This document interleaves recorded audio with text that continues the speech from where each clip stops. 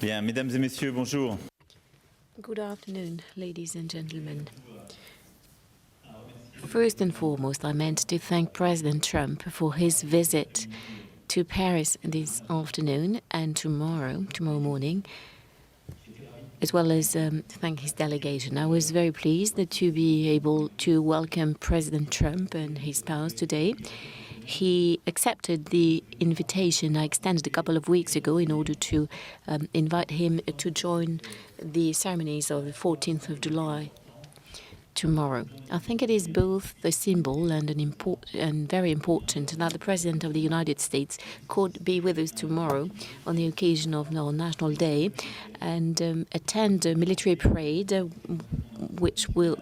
which the American troops will take part. We will be also commemorating the 100th anniversary of the American troops joining World War I with the Allies and France. I think it is important because beyond daily news, we live in countries with roots which are deeper and go further and are beyond who we are. So the presence of President Trump was, in my eyes, not only natural, and I think it is also an excellent thing for the history of both our countries. Earlier today, we started by sharing part of our joint history at the Invalides Museum, the Army Museum. Then we had a working session, and I shall say that I'm extremely pleased about it. We have been able to talk about a number of topics of joint interest, and we underlined a number of shared convictions and, most importantly, a joint roadmap in order to work together in the coming month. We agreed to do our utmost to have to implement a free and fair trade and in the field. And this is what the G20 in Hamburg also expressed in terms of sensitivity. We want to work together in order to implement some efficient measures to tackle dumping anywhere it is taking place in all the fields by sharing the information that we have and making sure that both the European Union and the United States can take the necessary measures in order to protect, within the context of free trade, but a fair free trade, that we can protect all of our sectors of activities where we are active. We then had a long discussion which enabled us to cover all of the topics of international policies and the challenges for the security challenges for peoples as well. When it comes to fighting terrorism, from day one, I can say that we've seen eye to eye, and we are strongly determined to take any necessary measures in order to root out terrorism and to eradicate it no matter where, in particular their narrative. On the internet, we agreed to strengthen our action and our cooperation in fighting against propaganda. We want to get all the major operators to limit the propaganda and also tackle cybercriminality. These topics, I believe, are fundamental, and I do hope that we can strengthen the cooperation between both our countries. And it is with a lot of satisfaction that I heard from President Trump the very same approach, and our services will then therefore be working together in the coming weeks and months to have a solid action map for that. Regarding the situation in Iraq and in Syria, here again we agreed to continue to work together, in particular in order to be able to launch together some diplomatic initiatives in order to put in place a roadmap for what will come after the war. We talked about our role, our post-conflict role, but initially we want to put in place a contact group in order to be more efficient, in order to be able to support what is being done by the United Nations, in order to support a political roadmap, in particular for Syria after the war. It is important to put in place some inclusive political solutions for that period of time. We know where destabilization comes from. The roadmap will take care of that, we'll cover it, and we'll also ask our diplomats and our staff to work along those lines so that in the coming weeks some concrete initiatives can be taken and supported by the P5. We also share the same intentions regarding Libya. And like I told President Trump, I very much want to take a number of diplomatic initiatives, strong ones, given the situation that we know, and which requires more stability and better control over the region. Be it Libya or the Sahel, I think I can say that we have the same vision, a very coherent understanding of the situation in the region, and the same willingness to act very clearly against any form of terrorism and destabilization. Next, climate. Well, here we know what our disagreements are. We've expressed them on a number of occasions, but I think it is important that we can continue to talk about it. I very much respect the decision taken by President Trump. He will work upon implementing his campaign promises, and as far as I'm concerned, I remain attached to the Paris Accord, and will make sure that step by step we can do everything which is in the Accord. Ladies and gentlemen, this is in summary what we've been talking about. We will continue with a friendly tone and informal one this evening regarding trade and security for both our countries, the fight against terrorism, stability in the Near and Middle East, in Libya or in the Sahel. I can say that we have a shared determination. The United States is extremely involved in the Iraq war, and I would like to thank President Trump for everything that's been done by the American troops against this background. But I would like him to know that I am fully determined to act together with him in this respect. Fully determined. I very much want both our countries in these matters to increase their cooperation in the coming month, because the threat we are facing is a global one. Our enemies are trying to destabilize us by any way, and I believe that this is very much at the heart of the historic alliance between our two countries, and which fully justifies the presence of President Trump today and tomorrow in Paris. Thank you. Thank you, dear Donald. Thank you. Well, thank you very much, President Macron. And Melania and I are thrilled to join you and Mrs. Macron. This is a wonderful national celebration, and we look very much forward to it. It'll be spectacular. Tomorrow, Bastille Day. We're honored to be here in your beautiful country, and it certainly is a beautiful country, with its proud history and its magnificent people, and thank you for the tour of some of the most incredible buildings anywhere in the world. That was very, very, a very beautiful thing to see. Thank you. When the French people rose up and stormed the Bastille, it changed the course of human history. Our two nations are forever joined together by the spirit of revolution and the fight for freedom. France is America's first and oldest ally. A lot of people don't know that.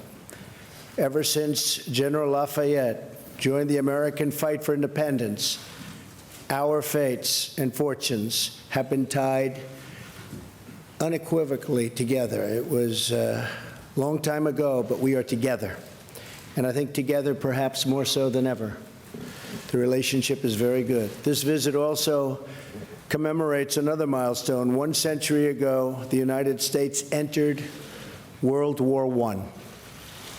And when the president called me, he had mentioned that fact 100 years ago, and it was, I said, Mr. President, I will be there. That's a big, important date, 100 years. We remember the tens of thousands of Americans who gave their lives in that valiant and very difficult struggle. We also pay tribute to the heroic deeds of the French troops whose courage at the Battle of Marne and countless other battles will never be forgotten by us. More than 1 million French soldiers laid down their lives in defense of liberty. Their sacrifice is an eternal tribute to France and to freedom. French and American patriots have fought together, bled together, and died together in the fight for our countries. and our civilizations. Today, we face new threats from rogue regimes like North Korea, Iran, and Syria, and the governments that finance and support them. We also face grave threats from terrorist organizations that wage war on innocent lives. Tomorrow will mark 1 year since a joyous Bastille Day celebration in Nice turned into a massacre. We all remember that, how horrible that was. We mourn the 86 lives that were stolen, and we pray for their loved ones. We also renew our resolve to stand united against these enemies of humanity and to strip them of their territory, their funding, their networks, and ideological support. Today, President Macron and myself discussed how we can strengthen our vital security partnerships. We just had a meeting with our generals and our representatives, and it went very well. France has excellent counterterrorism capabilities. The French troops are serving bravely in places like Mali to defeat these forces of murder and destruction. The United States and our allies strengthen our commitments to defeat terrorism. We're also making tremendous progress. Earlier this week, with the strong support of the United States and the global coalition, Iraq forces liberated the city of Mosul from ISIS control. Now we must work with the government of Iraq and our partners and allies in the region to consolidate the gains and ensure that the victory stays a victory, unlike the last time. Last week, the G20 leaders also reaffirmed the right to sovereign nations to control their borders. We must be strong from within to defend ourselves from threats from the outside. The nations of the West also face domestic challenges of our own creation, including vast government bureaucracy that saps the strength from our economies and from our societies. For this reason, I applaud President Macron on his courageous call for that less bureaucracy. It's a good chant, less bureaucracy. We can use it too.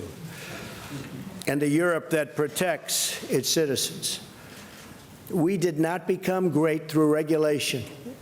And in the United States, Mr. President, we also have cut regulations at a level that we've never seen before. So we're very proud of that over the last 6 months. But by allowing our people to follow their dreams, that's what it's all about. To achieve these dreams, however, we must also confront unfair trade practices that hurt our workers and pursue trade deals that are reciprocal and fair. Both President Macron and I understand our responsibility to prioritize the interests of our countries and, at the same time, to be respectful of the world in which we live. We live in a very complex world. We have to respect it. The United States remains committed to being a leader in environmental protection while we advance energy security and economic growth. The friendship between our two nations and ourselves, I might add, is unbreakable.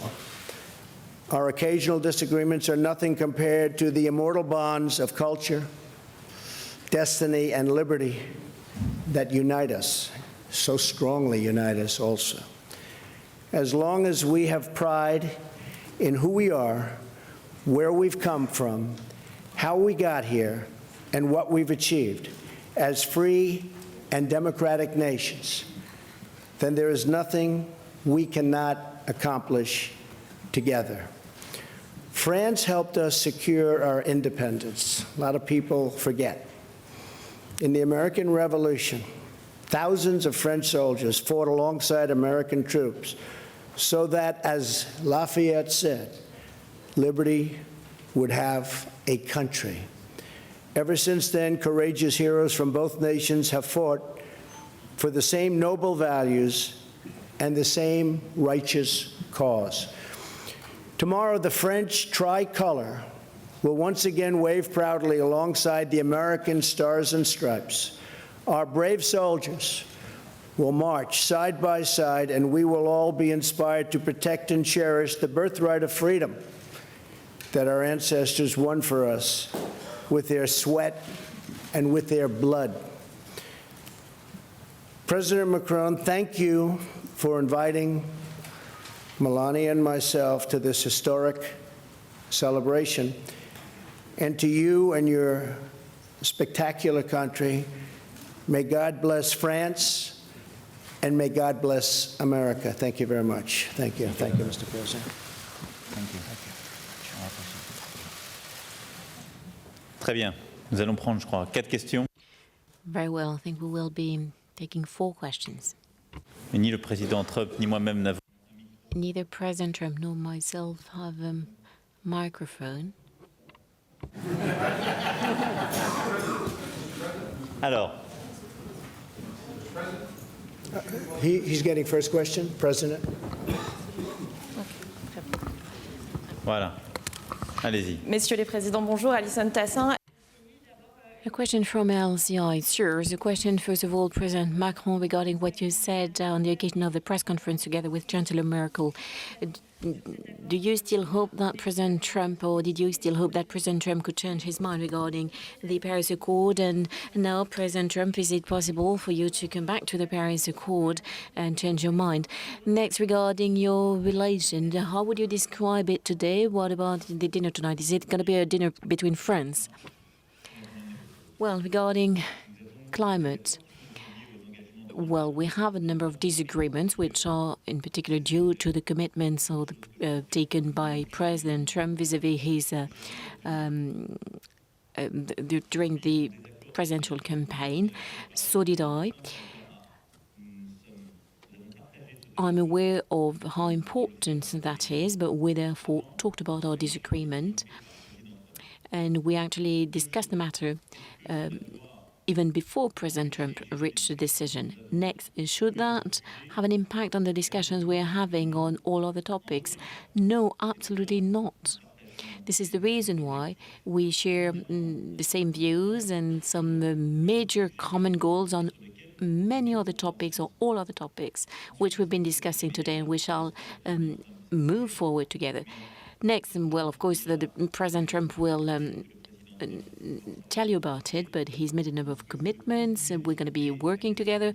And my willingness is to continue to work with the United States and President Trump on this very major topic. I understand that it's important to save jobs. That being said, we shall leave the United States of America work on what is its roadmap and continue to talk about it. So today there's nothing new, unprecedented, otherwise we would have told you about it. But I believe there is a joint willingness to continue to talk about this and try and find the best possible agreement. As far as I'm concerned, I remain extremely attached to the framework of the Paris Accord, which has been a major international breakthrough, and it is within that framework that I'm working on our priorities, including for the European Union. Lastly, as you know, I never very much want to comment who we are and what we're doing personally, but I can tell you that this evening at the Eiffel Tower it will be a dinner between friends, because we are the representatives of 2 countries which have been allies forever. And because we've been able to build a strong relation, which is dear to me because it matters a great deal for both our countries. It will therefore give me great pleasure to have dinner together with you tonight. I think that I can reiterate, we have a very good relationship, a good friendship, and we look forward to dinner tonight at the Eiffel Tower. That'll be something special. And yeah, I mean, something could happen with respect to the Paris Accord. We'll see what happens. But we will talk about that over the coming period of time. And if it happens, that'll be wonderful. And if it doesn't, that'll be okay too. But we'll see what happens. But we did discuss many things today, including the ceasefire in Syria, and we discussed the Ukraine. We discussed a lot of different topics. We briefly hit on the Paris Accord, and we'll see what happens. Okay? Yes, ma'am. Go ahead.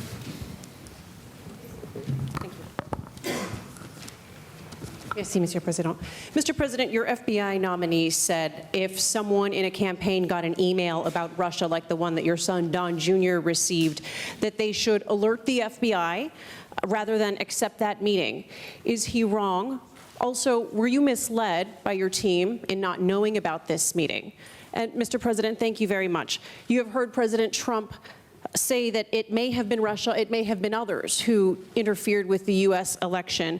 Is President Trump taking a hard enough line on Russia as you see it? Merci.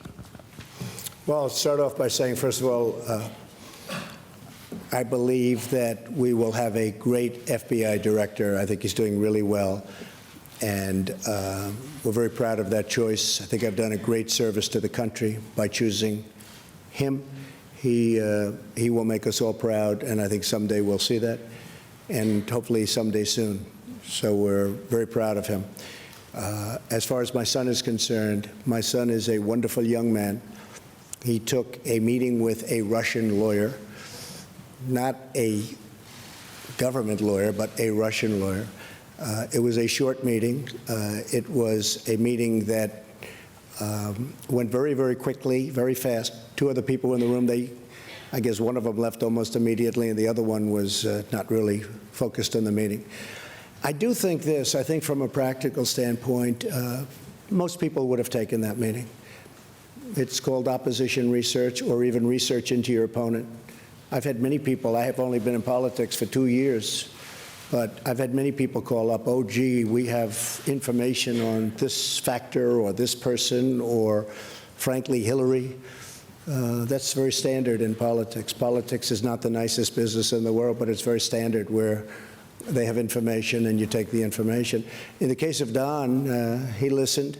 I guess they talked about, as I see it, they talked about adoption and some things. Adoption wasn't even a part of the campaign. But nothing happened from the meeting. Zero happened from the meeting. And honestly, I think the press made a very big deal over something that really a lot of people would do. Now, the lawyer that went to the meeting, I see that she was in the halls of Congress also. Somebody said that her visa or her passport to come into the country was approved by Attorney General Lynch. Now, maybe that's wrong. I just heard that a little while ago, but it's a little surprised to hear that. So she was here because of Lynch. So, again, I have a son who's a great young man. He's a fine person. He took a meeting with a lawyer from Russia. It lasted for a very short period, and nothing came of the meeting. And I think it's a meeting that most people in politics probably would have taken. Mr. President? Yes, to answer your question, I will. Bien, pour répondre à votre question, je ne vais pas me mêler à la politique interne des États-Unis. Et je pense que c'est un bon principe que de ne pas interférer dans la vie nationale des autres. And I do believe that both of us have a relationship with Russia. President Trump had more than 2 hours meeting with President Putin during the past G20, the last G20, and myself, I had 2 very long meetings with President Putin, the very first one in Versailles and the second one during the G20, and this relationship is very important. We have a lot of disagreements. We have a lot of discrepancies, obviously, with Russia.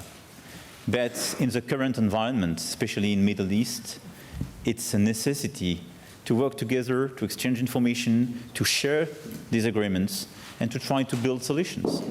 So that's my relationship with Russia, and we don't have, obviously, the same relationship as the one with the US, but that's a long-standing relationship with Russia as well, and I think it's important that both of us have direct discussion and contact with President Putin. One of the great things that came out of that meeting, by the way, even though it's not part of the question, was the fact that we got a ceasefire that now has lasted for, I guess, Mr. President, almost 5 days.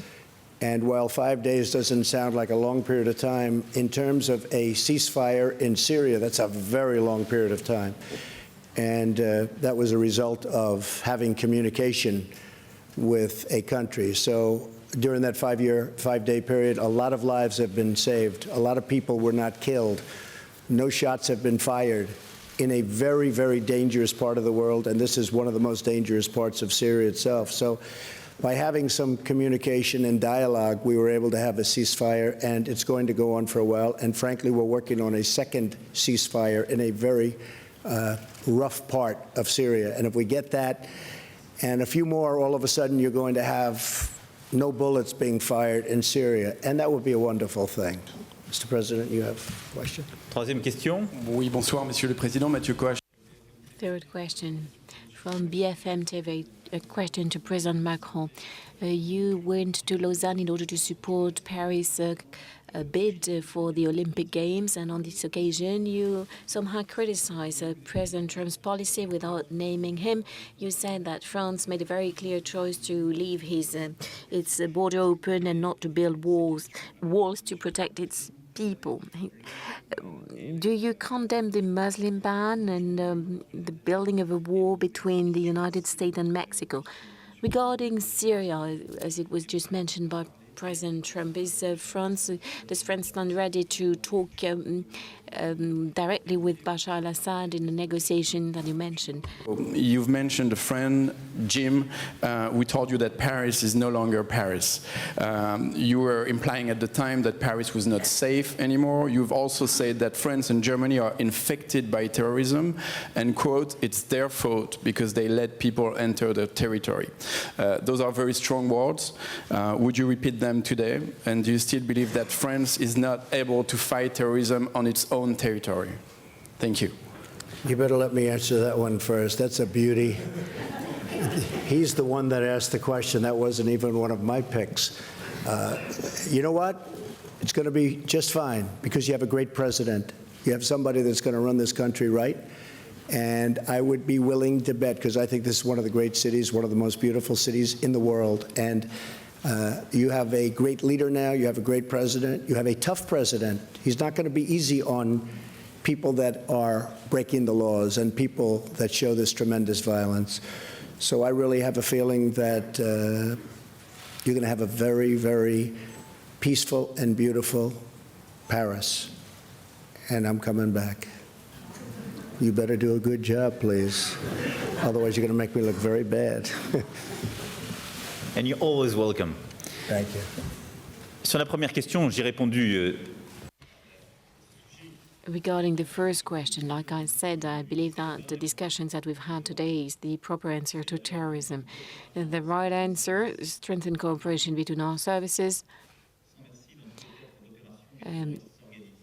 never-ending fight against terrorists, no matter where they are. This is what I was referring to. This is what we are working on actively together. So in this respect, there is no difference, no gap between the French and the American positions. When I have something to say, I say it clearly, and I do say who I'm aiming at. And when I refer to those who've been my opponents in the French political battle, I also mention the names. So let us not mix up everything. And regarding the fight against terrorism, I think that the right approach is to have a strengthened cooperation in the field of intelligence, is also to be working together on all the theaters of operation where we are, and I think that the decisions we've reached, they will enable us to do more. Next, your question regarding Bashar al-Assad, which is an important one. Let me put it simply. Indeed, we now have a new approach of Syria, because we want some results and we want to be closely working together with our partners, including the United States of America. We have one main goal, which is to eradicate terrorism, no matter who they are. We want to build an inclusive and sustainable political solution. Against that background, I do not require Assad's departure. This is no longer a prerequisite for France to work on that, because I can only tell you that for 7 years we did not have an embassy in Damas, and still we have no solution. Next, we also have a common red line together with President Trump. He intervened before I was elected, and I said it to President Putin after my election: no use whatsoever of chemical weapons. Any use will lead to reaction an attack against a reaction regarding the storage places. And next, we also want humanitarian corridors. Also, we want to build a sustainable political stability for Syria. This is our roadmap. In order to stick to it, we need a diplomatic initiative beyond our military actions. This is what we've been agreeing upon because we want to take an initiative with the members of the Security Council and a number of countries involved in the process in the matter. Of course, there will be representatives of Assad that will enable us to put in place the roadmap for after the war. But there will also be representatives of the Syrian opposition and people with different backgrounds, and we will talk to all of them against that background. One last question for an American journalist.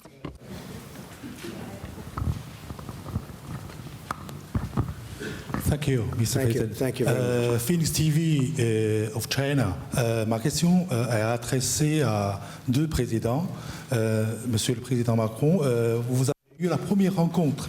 For both presidents, Mr. Macron, you had your first meeting with the Chinese president during the G20 summit.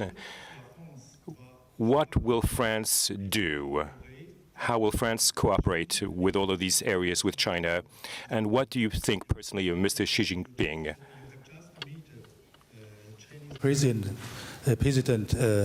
during the G20 summit, and how do you want to continue to work with China, and what do you personally think about Mr. Xi Jinping?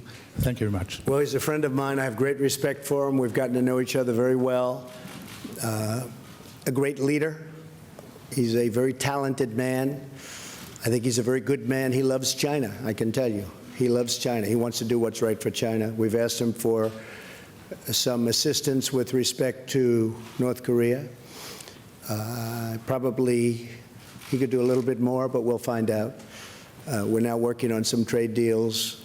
He's been very nice. He's let, as you know, beef go back in, certain financing go back in, credit card financing, and various other things go back in at my request, which is a great thing for our farmers. So a lot of good things are happening, but we're going to be working on some very major trade components. But President Xi is a terrific guy. I like being with him a lot, and he's a very special person. Okay, thank you. J'ai eu le premier entretien physique après une discussion téléphonique. I first talked to President Xi over the telephone, then I got to meet him in the margin of the G20 summit in Hamburg. Early next year, I will be traveling to China. We've agreed to it. So I cannot say that he's a friend of mine or that I know him very well, because I very much want to say things as they are. But we had some initial contacts which were extremely fruitful and positive. I have a lot of respect for President Xi, and I would like to say that over the past few months he did express his willingness to have a vision for multilateralism and wanted to commit himself on a number of topics. I think that many of us remember his words in Davos, and he there very strongly expressed his vision of the role of China. We have a number of joint commitments, including on climate. He's very committed to that, and he told me that he wanted to do more in the field, and I can only be happy about it. He wants some strong cooperation. And like President Trump said, there are also the trade issues, and regarding a number of activities, there are issues, there are differences, but a joint willingness to sort them out. And as permanent members of the Security Council, we want to work together on all of the topics we've been discussing today. And China, in this respect, is a key partner in order to build peace all around the world. And I share what President Trump just said, that China is to play a very specific role regarding the rising tension, the growing tension in with North Korea, and it's important that China can play fully its role in the region. In summary, I think he's today one of the great leaders of our world, implementing a major and ambitious reform of China, society and the economy in China, and therefore my willingness in this respect as well is to have a strategic dialogue, the purpose of which is to continue to talk about the industry, civil nuclear industry, economic matters, and talk about any difficulties we may have together. Bien, il me reste. Very well. Allow me to thank you, ladies and gentlemen, and once again thank President Trump for his visit, and I will be seeing him in a few moments in a friendly atmosphere. Very much. Great honor. Thank you. Thank you, my friend. Thank you. Thank you.